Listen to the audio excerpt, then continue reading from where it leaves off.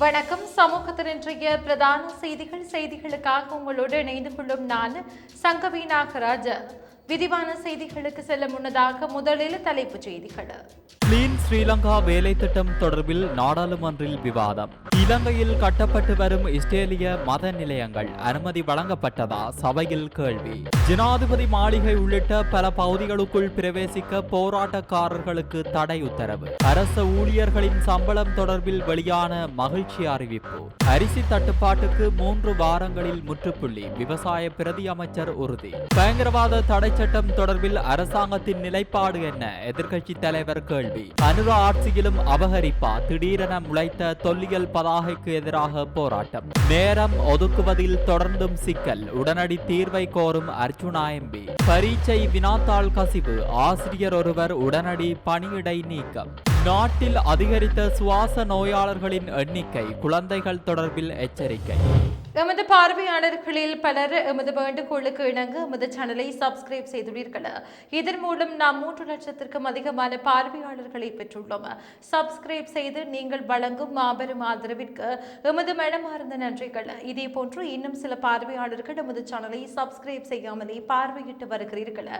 எனவே எம்மை ஊக்குவிக்கும் வகையிலும் குறிப்பாக எமது செய்திகளை தடையின்றி உடனுக்குடன் பெற்றுக்கொள்ளவும் சமூகம் நியூஸ் சேனலை சப்ஸ்கிரைப் செய்யுங்கள். அத்துடன் அருகிலுள்ள பெல் பட்டனையும் அழுத்துங்கள். தமிழால் இணைவோம். இனி தொடர்பான விரிவான செய்திகள்.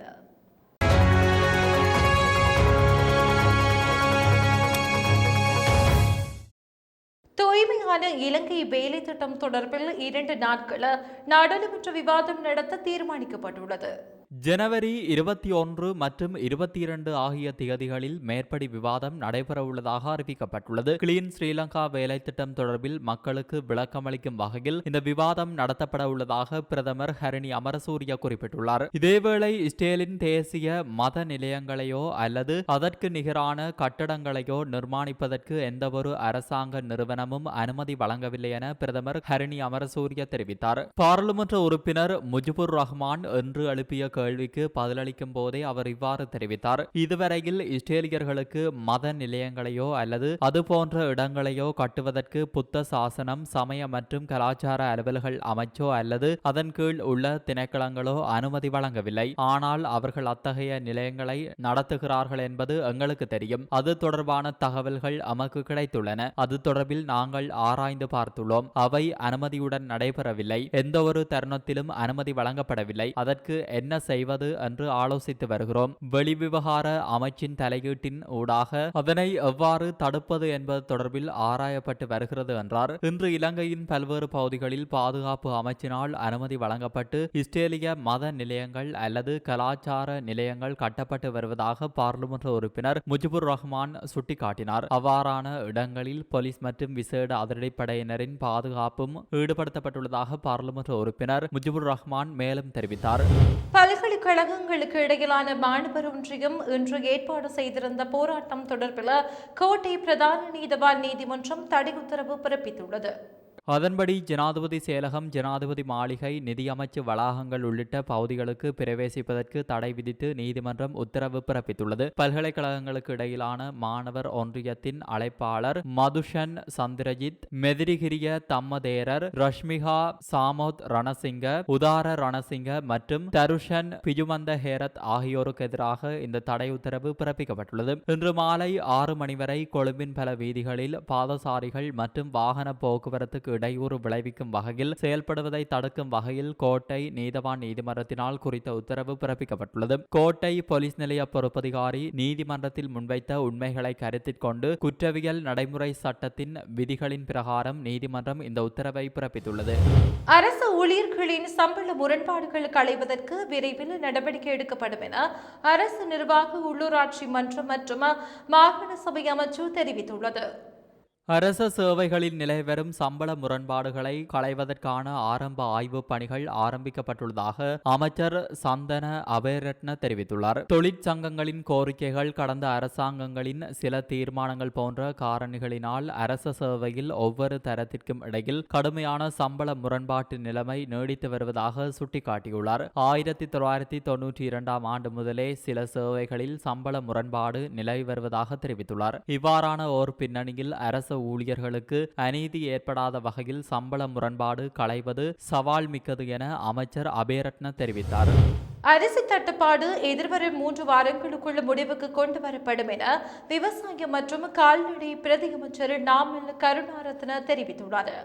அமைச்சில் நேற்று நடைபெற்ற செய்தியாளர் சந்திப்பில் கலந்து கொண்டு கருத்து தெரிவிக்கும் போதே அவர் இவ்வாறு தெரிவித்தார். விவசாயிகளால் உற்பத்தி செய்யப்படும் நெல்லில் 1/3 பகுதியை அரசாங்கம் கொள்வனவு செய்யும் அதேவேளை நெல்லுக்கான நியாயமான விலையொன்றும் நிர்ணயிக்கப்படும் என அவர் குறிப்பிட்டார். அதற்கமைய அரிசி தட்டுப்பாடு என்ற பேச்சுகளுக்கு 3 வாரங்களில் முற்றுப்புள்ளி வைக்கப்படும் எனவும் விவசாய மற்றும் கால்நடை பிரதி அமைச்சர் நாமல் கருணாரத்ன தெரிவித்துள்ளார். இதேவேளை ஆலைகளிலிருந்து அரிசியை கட்டுப்பாட்டு விலையில் கொள்வனவு செய்ய முடியாத நிலை ஏற்பட்டுள்ளதாக புறக்கோட்டை மொத்த அரிசி விற்பனையாளர்கள் தெரிவிக்கின்றனர். நாட்டில் நிலவும் அரிசி தட்டுப்பாட்டுக்கு சில தீர்வுகளை வழங்க அரசாங்கம் நடவடிக்கை எடுத்தாலும் ஆலை உரிமையாளர்கள் கட்டுப்பாட்டு விலையில் அரிசியை விற்பனை செய்வதில்லை எனவும் அவர் சுட்டிக்காட்டியுள்ளார். அதே நேரம் நாட்டின் பல பகுதிகளில் மீண்டும் சிவப்பு அரிசி உள்ளிட்ட பல அரிசி வகைகளுக்கு தட்டுப்பாடு ஏற்பட்டுள்ளதாக நுகர்வோர் கூறுகின்றனர். இந்த நிலையில் கட்டுப்பாட்டு விலைக்கு அப்பால் அரிசியை விற்பனை செய்ய முடியாதமை அரிசி வர்த்தகத்தில் இருந்து விலக நேர்ந்துள்ளதாக சில்லறை வர்த்தகர்கள் சுட்டிக்காட்டியுள்ளனர். இதேவேளை இறக்குமதி செய்யப்படும் 1 கிலோகிராம் அரிசியை 150 ரூபாவுக்கு விற்பனை செய்வதற்கான இயலுமை உள்ள போதிலும் அரசாங்கம் வரி விதிப்பதன் மூலம் அதிக வருமானத்தை ஈட்டுவதாக விவசாய திணைக்களத்தின் முன்னாள் பணிப்பாளர் KP குணரத்ன குற்றம் சுமத்தியுள்ளார். பயங்கரவாத தடை சட்டத்தை ஒழிப்பது தொடர்பாக தேசிய மக்கள் சக்தி அரசாங்கத்தின் நிலைப்பாடு என்ன என்பதை பகிரங்கப்படுத்த முடியுமா என எதிர்க்கட்சி தலைவர் சஜித் பிரேமதாச சபையில் கேள்வி எழுப்பியுள்ளார். இன்று பாராளுமன்றத்தில் அவர் உரையாற்றிய போது தற்காலிக சட்டம் ஒன்றாக பயங்கரவாத தடை சட்டம் உருவாக்கப்பட்டது. அப்போது நாட்டில் ஏற்பட்ட பிரிவினைவாதத்தை தடுக்கும் முகமாக கொண்டு வரப்பட்டது. பயங்கரவாத தடுப்பு சட்டத்திற்கு எதிராக தற்போதைய அரசாங்கத்தின் அங்கத்தவர்கள் இந்த பாராளுமன்றத்திற்குள்ளும் வெளியிலும் பல்வேறு கருத்துக்களை முன்வைத்திருந்தார்கள். அதன் அடிப்படையில் இலங்கையில் தொடர்ந்தும் பயங்கரவாத தடை சட்டத்தை நடைமுறைப்படுத்துவது தொடர்பில் அரசாங்கத்தின் நிலைப்பாடு என்ன? இந்த சட்டத்தை இல்லாமல் செய்ய அரசாங்கம் நினைக்கிறதா? அவ்வாறாயின் இது தொடர்பாக அரசாங்கம் முன்வைக்கின்ற மாற்று தீர்வு என்ன? அது தொடர்பாக அரசாங்கம் மேற்கொண்ட நடவடிக்கைகள் என்ன? இந்த நாட்டில் சிவில் யுத்தம் நடைபெற்ற காலத்திலும் பின்னரும் இதுவரையிலும் இந்த சட்டத்தின் கீழ் கைது செய்யப்பட்ட நபர்களின் அறிக்கை ஒன்றை சமர்ப்பிக்க முடியுமா? இந்த சட்டத்தில் கைது செய்யப்பட்ட எத்தனை நபர்களுக்கு எதிராக வழக்கு தாக்கல் செய்யப்பட்டிருக்கிறது? புனர்வாழ்வளிக்கப்பட்டவர்கள் எத்தனை பேர்? விடுவிக்கப்பட்டவர்கள் எத்தனை பேர்? இந்த சட்டத்தில் கைது செய்யப்பட்டவர்களை 72 மணித்தியாலம் தடுத்து வைத்திருத்தல் தொடர்பாக அரசாங்கத்தின் நிலைப்பாடு என்ன? இந்த சட்டத்தின் கீழ் பிடியாணையின்றி கைது செய்வது தொடர்பாகவும் வழக்கு விசாரணைகள் இன்றி தடுத்து வைப்பதற்கும் நீதிவான் ஒருவருக்கு பிறப்பிப்பதற்கான இயலுமை தொடர்பாகவும் அரசாங்கத்தின் நிலைப்பாடு என்ன? எதிர்காலத்தில் திருத்தங்கள் மூலமாக இந்த சட்டத்தை சர்வதேச மனித உரிமைகள் தரங்களுக்கு அமைவாக நடைமுறைப்படுத்துவதற்கு அரசாங்கம் அடையாளம் கண்டுள்ள அளவுகோல்கள் என்ன என கேள்வி எழுப்பியுள்ளார். பேருகள பிரதேச செயலாளர் பிரிவுக்குட்பட்ட திருகோணமலை மட்டக்களப்பு பிரதான வீதியின வட்டமான பகுதியில் தொல்லியல் திணைக்களத்தினால் நடப்பட்டுள்ள பதாகையை அகற்ற கோரி பேருகள பிரதேச செயலகம் முன் மக்கள் இன்று கவனஈர்ப்பில் ஈடுபட்டனர். வட்டவான் தொல்லியல் நிலையம் 1 கிலோமீட்டர் என குறிப்பிட்டு அண்மையில் குறித்த பதாகை நடப்பட்டது. இந்த சம்பவம் அப்பகுதி மக்கள் மத்தியில் பெரும் பரபரப்பையும் விசனத்தையும் ஏற்படுத்தியுள்ளது. குறித்த பகுதியில் எவ்வளவு பகுதி தொல்லியலுக்குள் உள்வாங்கப்பட்டுள்ளது? அதற்கான வர்த்தமானி அறிவித்தல் வெளியிடப்பட்டுள்ளதா? எதிர்காலத்தில் அப்பகுதியில் புத்த விகாரை வருமா என்ற கேள்வியும் மக்கள் மத்தியில் எழுந்துள்ளது. இதனையடுத்து பதாகையை அகற்றுமாறு கோரி மக்கள் இன்று கவனஈர்ப்பு போராட்டத்தில் ஈடுபட்டனர். அனுர ஆட்சியிலும் அபகரிப்பா, தொல்லியல் காணி விகாரை கட்டப்படாத இடம் உண்டா? அடுத்து புத்தர் சிலையா, பௌத்த விகாரையா போன்ற வாசகங்களை ஏந்தியவாறு மக்கள் கவன ஈர்ப்பில் ஈடுபட்டனர். நாடாளுமன்றில் தமக்கு உரையாற்றுவதற்கு நேரம் ஒதுக்குவதில் தொடர்ந்தும் சிக்கல் நிலவுவதாக யாழ்ப்பாண மாவட்ட நாடாளுமன்ற உறுப்பினர் ராமநாதன் அர்ஜுனா இன்று 2வது முறையாகவும் சபையில் தெரிவித்தார்.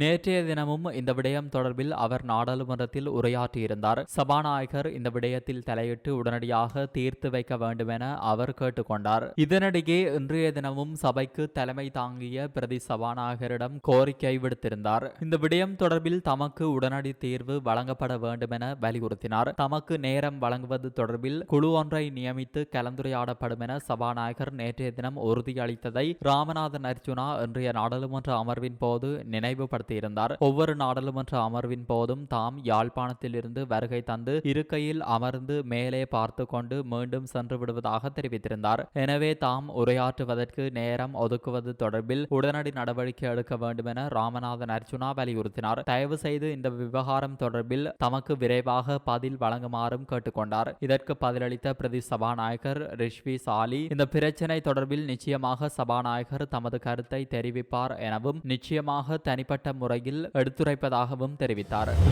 ஜாழ்ப்பாணம் சர்வதேச விமான நிலையம், கொழும்பு சர்வதேச விமான நிலையம் மற்றும் மத்தள ராஜபக்ச சர்வதேச விமான நிலையங்களுக்கான புறப்படுதல் வரி சலுகைகளை நீடிப்பதற்கு அமைச்சரவை அங்கீகாரம் வழங்கியுள்ளது.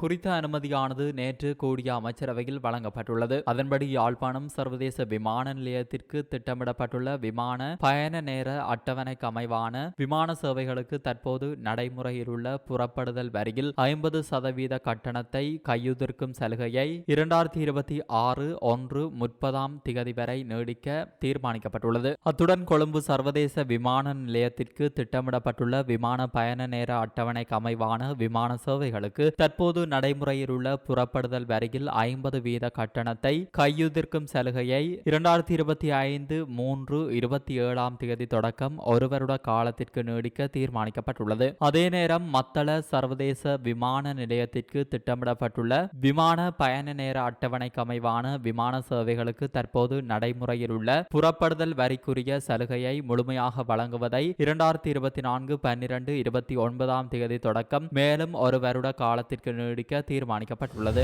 வடமத்திய மாகாணத்தில் பரீட்சை வினாத்தாள்களுக்கான விடைகளை சமூக ஊடகங்களில் வெளியிட்ட ஆசிரியர் உடனடியாக நடைமுறைக்கு வரும் வகையில் பணியிடை நீக்கம் செய்யப்பட்டுள்ளார். வடமத்திய மாகாண கல்வி செயலாளரால் இவர் பணியிடை நீக்கம் செய்யப்பட்டுள்ளதாக தகவல்கள் வெளியாகியுள்ளன. வடமத்திய மாகாணத்தில் 6 மற்றும் 7ஆம் வகுப்பு புவியியல் தேர்வுகளுக்கான விடைத்தாள்களை சமூக ஊடகங்களில் கசியவிட்டதை ஆசிரியர் ஒருவர் ஏற்றுக்கொண்டுள்ளார். இது தொடர்பில் முன்னெடுக்கப்பட்ட விசாரணையின் போது இந்த தகவல் வெளியாகியுள்ளது. இதனையடுத்து விசாரணை அறிக்கையின் அடிப்படையில் சம்பந்தப்பட்ட ஆசிரியர் மீது நடவடிக்கைகள் எடுக்கப்படும் என வடமத்திய மாகாண கல்வி செயலாளர் ஸ்ரீமேவன் தர்மசேன தெரிவித்துள்ளார். இந்த தேர்வுகள் இந்த மாதம் 10ஆம் தேதி நடத்த திட்டமிடப்பட்டிருந்ததாகவும் அவர் குறிப்பிட்டுள்ளார். இதற்கிடையில் தற்காலிகமாக நிறுத்தி வைக்கப்பட்டிருந்த 11ஆம் வகுப்புக்கான பருவத் தேர்வுகள் அடுத்த 10 நாட்களுக்குள் நடத்தப்படும் என வடமத்திய மாகாண கல்வி திணைக்களம் அறிவித்துள்ளது. ஜெம் ஸ்ரீலங்கா 2025 ரத்னக்கல மற்றும் ஆபரண கண்காட்சி ஜனாதிபதி அனுரகுமார திசாநாயக்க தலைமையில் இன்று சேனமன்ன பேந்தோட்ட பீச் ஹோட்டலில் வெகு விமர்சையாக ஆரம்பமானது.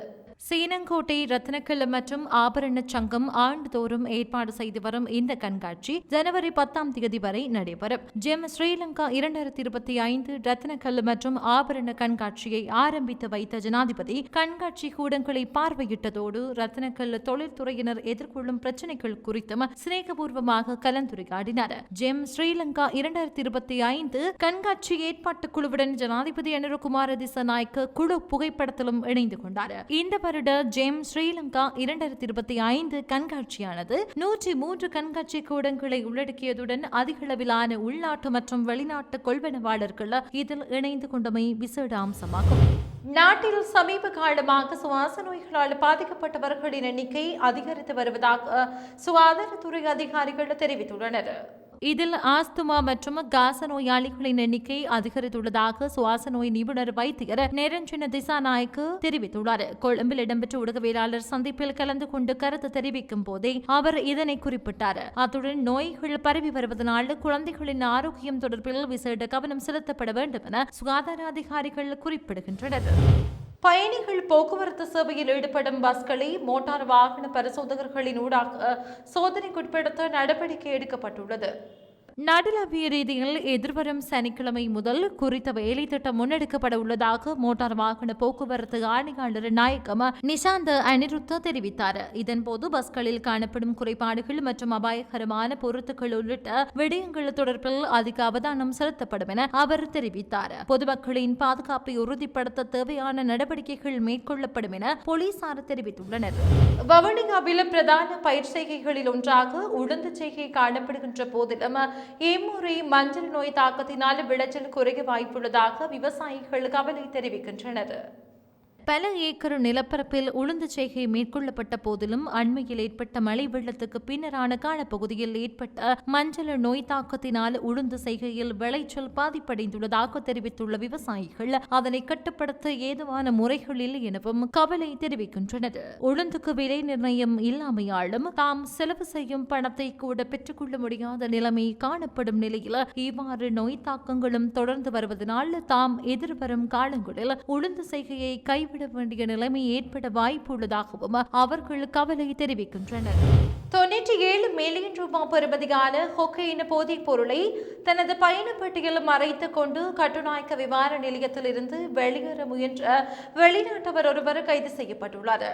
66 வயதான போஸ்னிகா பிரஜை ஒருவர் இன்று காலை விமான நிலையத்தின் வருகை முனையத்தில் வைத்து சுங்க போதைப் பொருள் கட்டுப்பாட்டு பிரிவின் அதிகாரிகளினால் கைது செய்யப்பட்டுள்ளார். அவர் தனது பயணப்பெட்டிக்குள் கால்களை சுத்தம் செய்வதற்கு பயன்படுத்தப்படும் 114 பிரஸ்களுக்குள் 2 கிலோ 759 கிராம் கொக்கையினை மிக நுணுக்கமாக மறைத்து வைத்திருந்தார். அவர் கொலம்பியாவிலிருந்து குறித்த போதைப் பொருளுடன் பயணிக்க தொடங்கி ஹெட்டாரின் டோஹாவுக்கு வருகை தந்துள்ளார். அங்கிருந்து இன்று அதிகாலை 2:40 மணியளவில் ஹெட்டார் ஏர்வேஸ் விமானமான QR 662 மூலம் கட்டுநாயக்க விமான நிலையத்தை வந்தடைந்தார். கைது செய்யப்பட்ட போஸ்னிய பிரஜை மற்றும் கொக்கையின் போதைப் பொருள் என்பன மேலதிக விசாரணைகளுக்காக கட்டுநாயக்க விமான நிலைய போலீஸ் போதைப் பொருள் ஒழிப்பு பணியக அதிகாரிகளிடம் ஒப்படைக்க நடவடிக்கை எடுக்கப்பட்டுள்ளது. இத்துடன் சமூகத்தின் இன்றைய பிரதான செய்திகள் நிறைவு பெறுகிறது. தொடர்ந்தும் சமூகத்தோடு இணைந்திருங்கள். நன்றி. இது போன்ற செய்திகளை தெரிந்து கொள்ள சமூகம் நியூஸ் சேனலை சப்ஸ்கிரைப் செய்து அருகில் உள்ள பெல் பட்டனை கிளிக் செய்யுங்கள். மேலும் இது போன்ற செய்திகளை உடனுக்குடன் தெரிந்து கொள்ள சமூகமீடியா.com என்ற இணையதளத்தின் வாயிலாகவும் எங்களுடன் இணைந்திருங்கள்.